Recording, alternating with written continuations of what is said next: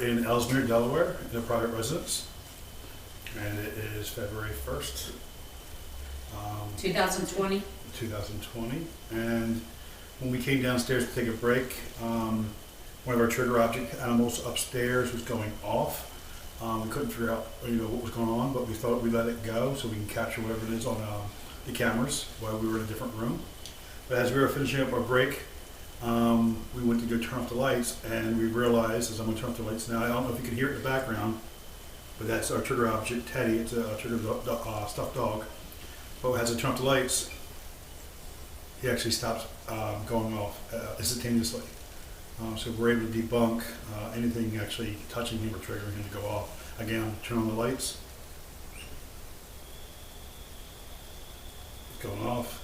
Turning off the lights. Turn off the lights in here too.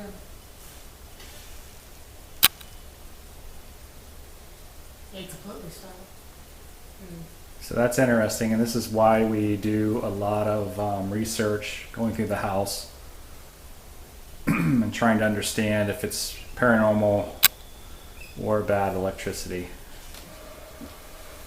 Now we are getting something from the portal which wouldn't be affected by the lights.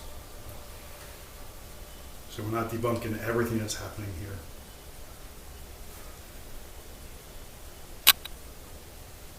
Yes. Yeah. He's going off again now. All the lights are off. Is he going off?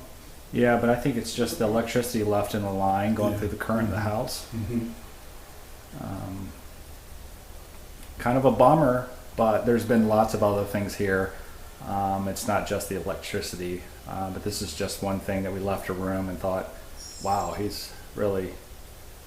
somebody's really wanting to play with him, and now we know why. So this is just another reason why we go and do the research that we do.